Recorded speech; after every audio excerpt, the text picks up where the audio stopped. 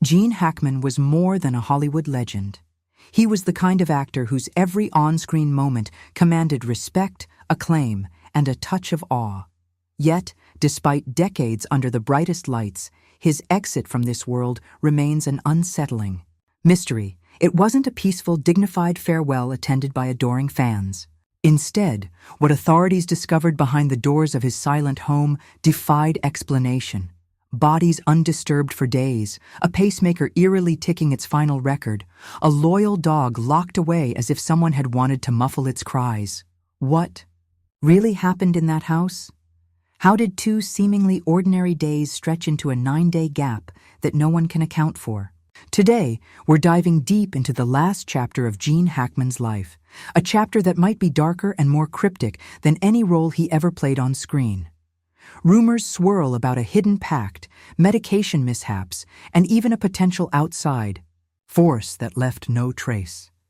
So many possibilities, each one more unsettling than the last. This isn't the tale of a beloved actor simply succumbing to old age. It's a chilling puzzle brimming with half-buried secrets, cryptic notes, and unanswered calls for help. At the core of it all sits a question that gnaws at everyone who hears it. How could a man of such stature fall so far into obscurity that no one noticed his final heartbeat for over a week? Keep that question in mind, because as we unravel the final days of Gene Hackman and his wife, Betsy Arakawa, you might find yourself torn between believing a tragic accident or suspecting something far more sinister. Whether you're a lifelong fan, a casual viewer, or simply drawn to mysteries that defy easy explanations, prepare yourself for a look into a story that proves Hollywood endings aren't always the fairy tales we imagine. Gene Hackman belonged to an era of Hollywood where icons were revered like royalty, yet he never seemed particularly fond of public adoration. Over the years, he retreated from the spotlight, appearing only in select interviews or small local gatherings. Friends close to him whispered that he found the constant attention draining, preferring quieter days with his wife Betsy in their unassuming home away from Los Angeles. In his final years, those who ran into him described a man who moved slowly but deliberately, each step cautious, as if he was hearing the ticking of an invisible clock. A neighbor once recalled spotting Gene in his yard, leaning on a cane, yet still projecting that commanding presence fans recognized from his iconic performances. He'd offer a polite nod or a gentle smile, then retreat indoors before conversations grew long. Hints of underlying health issues occasionally popped up in tabloids. Some speculated he'd undergone heart surgery for a condition that wasn't publicly disclosed. Others said he was grappling with hearing loss. A close friend at a local diner insisted that despite his age, Gene's mind was razor sharp. He apparently kept a small notebook for daily reflections, scribbling thoughts on life, the old Hollywood guard, and occasionally on his own mortality. Betsy, once known in certain music circles for her talents at the piano, had reportedly been dealing with her own health concerns, most of which they managed privately, away from prying cameras. This hush-hush lifestyle fueled rumors that something was amiss. Could it be that Gene's heart condition was more severe than he let on? Did Betsy's health issues consume their final days, leaving them isolated? On the surface, everything was calm. Just an older couple savoring retirement. Yet beneath that calm, an undercurrent of tension brewed. No one guessed that behind locked doors, a lethal sequence of events was quietly creeping forward. When authorities finally entered the Hackman home, they were confronted with a puzzle that defied logic. Gene's body was discovered on the floor of the mudroom, and Betsy's lifeless form lay in the bathroom, both evidently deceased for quite some time. Yet, 9 days had inexplicably passed between the last recorded activity of Gene's pacemaker on February 17th and the eventual discovery on February 26th. Those 9 days became the epicenter of the entire investigation. If Gene's final heartbeat registered on the 17th, what really happened during the intervening days? Why did Betsy remain inside that house without calling for help, contacting a neighbor, or even venturing outside for assistance? For an entire week plus 2 days, There was no sign of deliveries, no phone calls that connected, and no mention of either of them stepping foot outdoors. Neighbors were rattled with guilt. One mentioned seeing the lights off most nights, but assumed the couple might be away visiting relatives. Another recalled hearing the faint bark of a dog on the 19th or 20th, only to dismiss it as unremarkable. It wasn't until a concerned acquaintance, failing to get any response, alerted authorities that they realized something was seriously wrong. The pacemaker became the most damning piece of evidence. These devices, designed to regulate a person's heart rhythm, also store data, a sort of silent black box. Upon examination, it indicated a complete cessation of function on the 17th. The question was, if Gene perished on the 17th, how and why did Betsy survive until at least the same date, if not longer, without seeking help? The press labeled it the 9-day mystery, and it's a fitting name. Somewhere in those 9 days, answers to what truly ended the lives of Gene and Betsy remain hidden. But every clue pointing in one direction seemed to clash with evidence pointing in another. It was as though a script had been written. Only no one knew the final lines, and the main characters could no longer speak. Inside the Hackman bathroom, investigators encountered a chaotic scene that contradicted the outward tranquility of the home. Pills lay scattered on the floor, rolling under the baseboard heater and settling in the corners where the tile met the wall. Overturned pill bottles littered the countertop, their caps flung aside. A small space heater had toppled, its cord partly wrapped around Betsy's limp arm. She was found half in the doorway, half collapsed into the bathroom, as though she'd attempted to drag herself out but never made it. Nothing indicated a violent struggle. There were no bruises on Betsy's wrists, no defensive cuts or scrapes on her arms. Yet the very lack of violence only amped up the sense of dread. Her posture suggested an urgent, desperate need to reach for something, maybe a phone, maybe the front door, or maybe even just her husband. A thorough sweep of the cabinets revealed an array of prescriptions: thyroid medication, blood pressure pills, mild sedatives, painkillers, and more. At first glance, these were standard medications for individuals in their 90s. But the scatter of pill packets, many partially opened, hinted at either confusion or panic. Could Betsy have been fumbling for the right medication in a bid to save Gene or herself? Or did she desperately attempt to stem a sudden symptom she didn't understand? One investigator suggested that Betsy might have experienced a dizzy spell, common for someone juggling multiple prescriptions. Perhaps she tried to brace herself against the space heater, pulling it down in the process. Yet, the investigators also noted the space heater had been moved from its usual spot. They'd interviewed the Hackman's part-time caretaker months earlier, who mentioned that the couple usually kept a more modern, safer heater in the living room. Why, then, had the older, riskier heater ended up in the bathroom, toppled over? The bathroom mirror told its own silent story. Clear condensation trails ran down the surface, almost as if the shower or sink had been running recently. Or perhaps the heater had been warming a cold room where Betsy sought respite. No one could say for sure. But one thing was certain: the scene did not resemble a tranquil end of life. It was more akin to a chaotic, last-ditch attempt at escape from something that overshadowed everything she knew. A pet can often be a beacon of solace in a household. For Betsy, that beacon was Xena, a little dog she treated like her own child. Xena had accompanied Betsy on walks through the neighborhood, even participated in a couple of local dog shows, earning small medals that still clung to her collar. Anyone who knew Betsy understood that Xena was never just a pet. She was a cherished companion. That's why investigators were especially unsettled to find Xena locked in a cramped cage in a back corner of the house, her body cold and rigid. She had no access to food or water.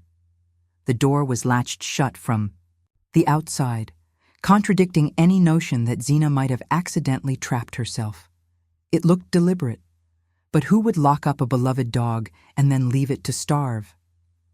Neither Gene nor Betsy were the type to inflict cruelty on a pet, especially not one so deeply cherished. One detective, struggling to make sense of it, discovered a note crumpled beneath Zena's small mattress. The words were smeared, yet 3 stood out: keep her safe. The handwriting didn't match any sample from Gene or Betsy, leaving everyone baffled. The only fingerprints on it belonged to Betsy, which made the situation even stranger. Had she picked up a note someone else wrote? Or had she jotted it down in such a shaky state that her own handwriting became unrecognizable? Equally confusing was the timeline of Zena's death.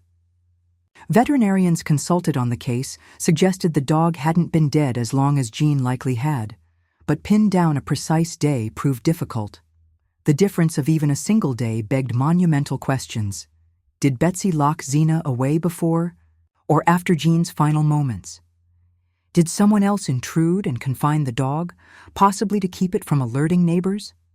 Or was it a frantic, misguided attempt by Betsy to protect her beloved pet from something she feared might be lurking in the home? No matter which angle investigators pursued, they met a wall of ambiguity. A dog that might have barked for attention was abruptly silenced. A note that offered protection turned into a horrifying contradiction of reality. It was as if every piece of evidence in this case had been crafted to muddy the waters rather than clarify them. Out of the swirling confusion came a chorus of theories, each attempting to explain how a towering Hollywood figure and his devoted wife ended up in such a grim situation. Some were more plausible than others, but each contained fragments of truth that made it impossible to dismiss outright. A simple health crisis. The first theory paints a tragic but straightforward picture. Gene's heart failed on the 17th without warning. He collapsed in the mudroom, presumably en route to the door, maybe to step outside for fresh air or even to call for help. Betsy, upon discovering him, panicked. Perhaps her frail health and reliance on a host of medications left her too weak or confused to act effectively. She dropped pill bottles in her rush, tried to revive Gene, and in her desperation, collapsed herself.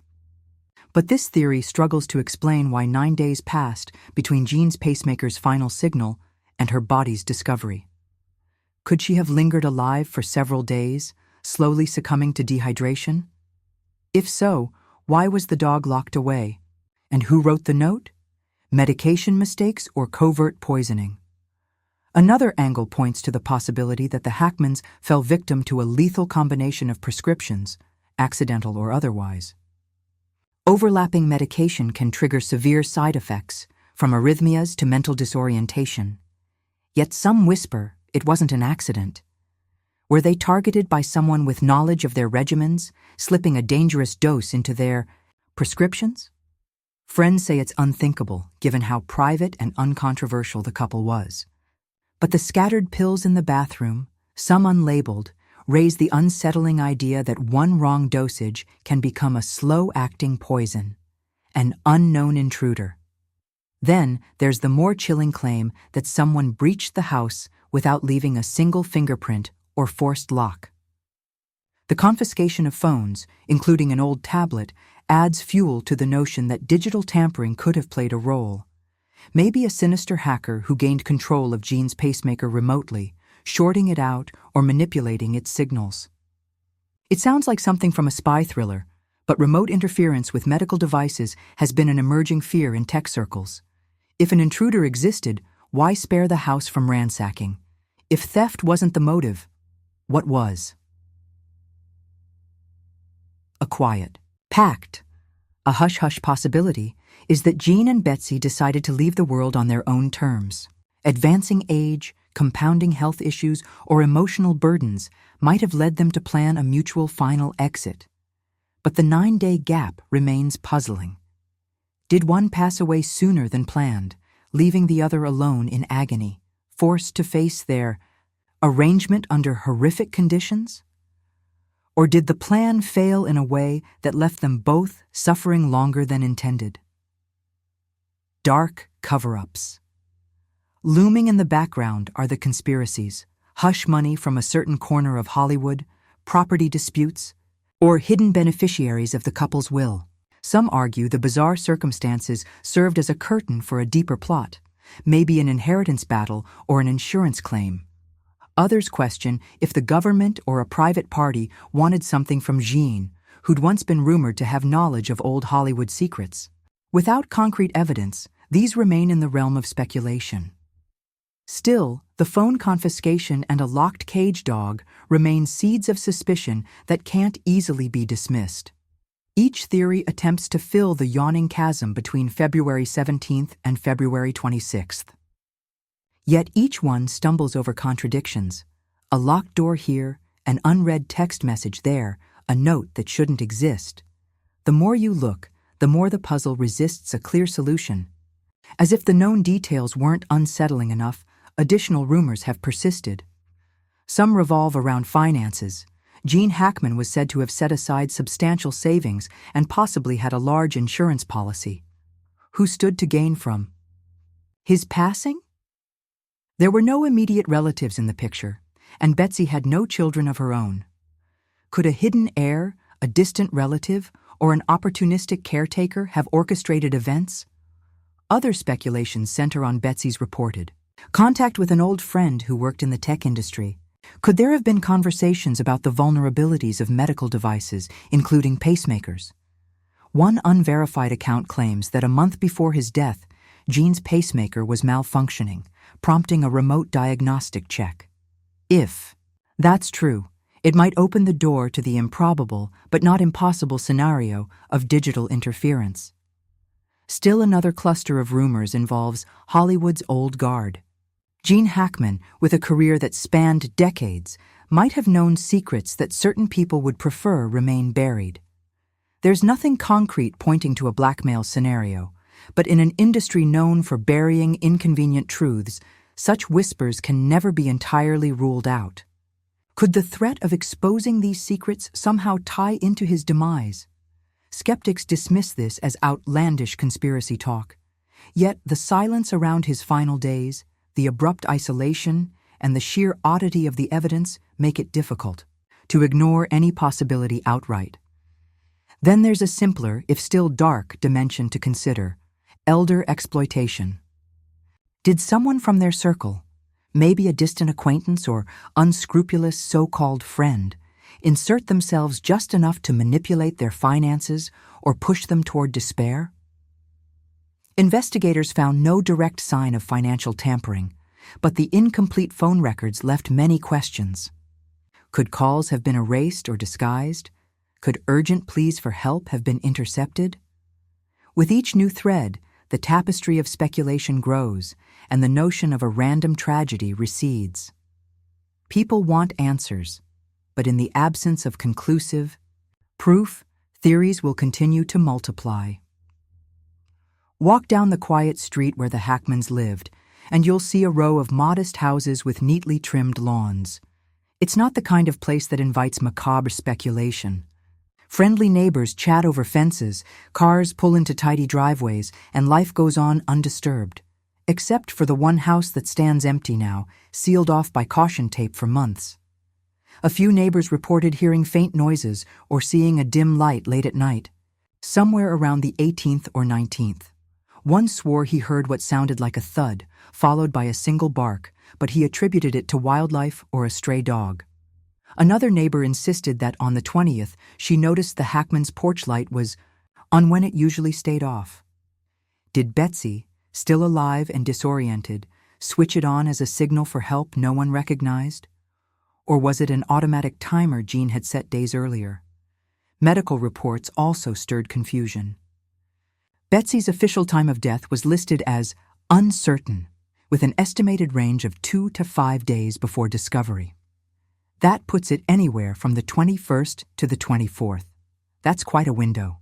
If she was still alive while Gene lay lifeless in the mudroom, how did she feed herself, keep warm, and carry on for days in that house? The scattered pills might be a clue. Perhaps she was taking medication to stay conscious.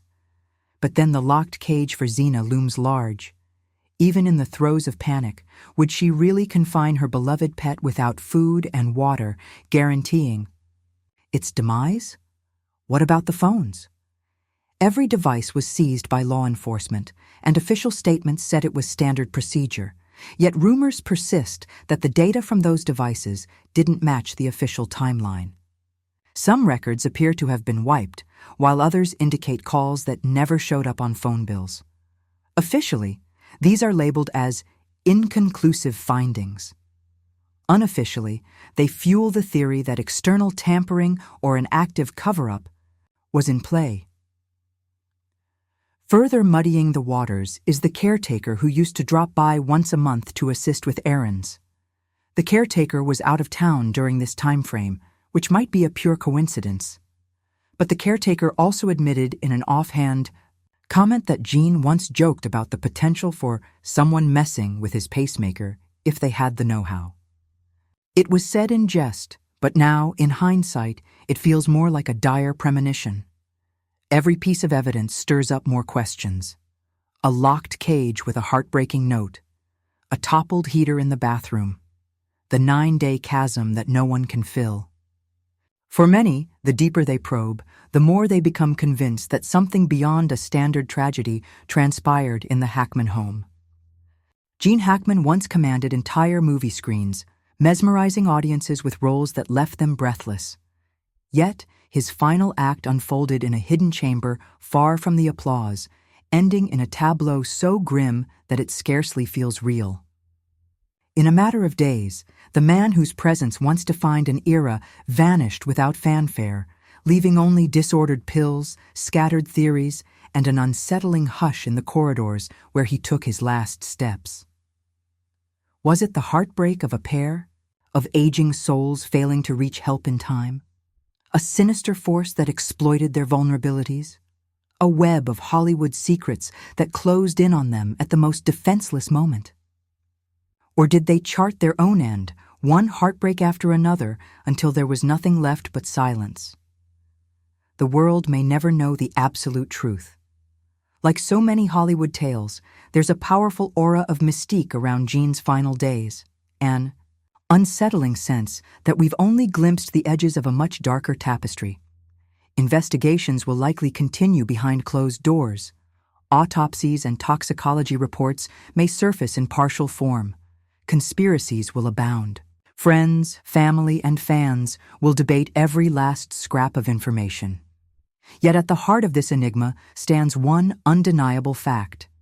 Gene Hackman and Betsy Arakawa left this life in a way no one expected. Their story remains an unfinished script, a labyrinth of locked rooms, unanswered calls, and a dog whose silence echoes louder than any cry for help. And maybe that's the ultimate tragedy.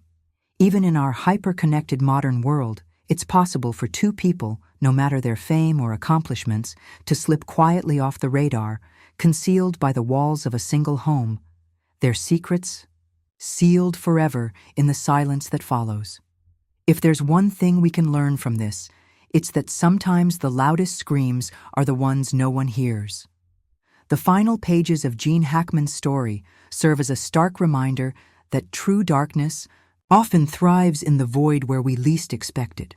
In that void, time can stretch like an eternity, swallowing up 9 missing days, or perhaps an entire lifetime. And in that same void, any number of theories can flourish, leaving us to wonder which door, if any, leads to the real truth.